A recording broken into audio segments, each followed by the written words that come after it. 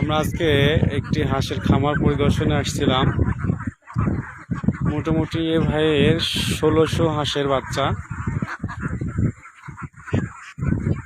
মাশাআল্লাহ, আলহামদুলিল্লাহ, অনেক সুন্দর একটি জায়গা, চর, তার মাঝে ভাইটি এই হাঁসগুলো পালন করে। খুবই ভালো একটি পরিবেশ। ১৬০০ হাঁসের বাচ্চা একসঙ্গে, বিস্তীর্ণ চরের মাঝে হাঁসের খামারটি উনি করেছেন। এখানে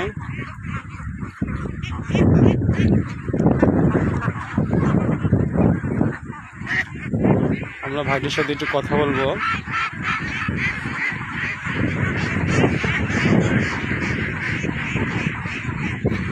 মোটামুটি এই ১৬০০ হাঁসের বাচ্চা আপনার পালতে কত টাকা ইনভেস্ট করছেন? এখানে কত টাকা এখন পর্যন্ত আপনি এখানে খরচ করছেন?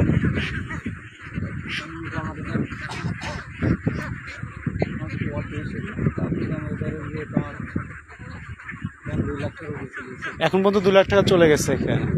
এই ১৬০০ হাঁসের বাচ্চা কতগুলো মারা গেছে আপনার, মানে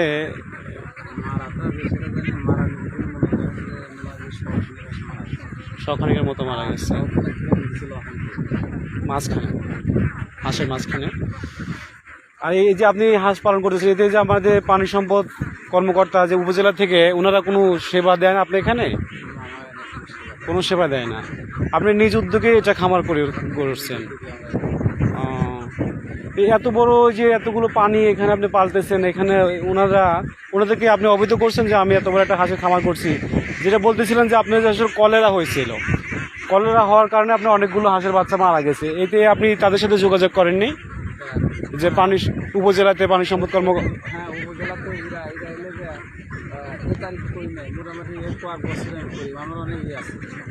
নিবন্ধন করা আছে? হ্যাঁ, জি জি জি জি। তো ওখান থেকে ওষুধ তো ফ্রি দেয় সরকার, তো অনেক সময় দেখা যায় বেশি দেয় না। না, আপনি নিজ উদ্যোগে এটা আপনি তৈরি করছেন খামারটা? আসলে এটা কি প্রত্যেক বছরই করেন না এবারে আপনি প্রথম শুরু করছেন? এটা 5 বছর ধরে এটা করেন। তাতে প্রত্যেক বছর আপনি কেমন লাভ হয় এই হাঁসের খামারে? আপনি দেখা যায় যে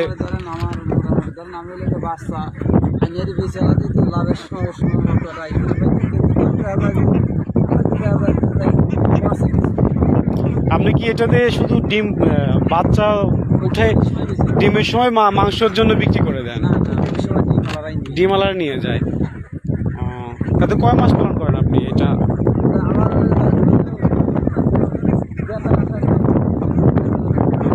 এবার কি আপনি ডিম প্রোডাকশনে নিয়ে যান?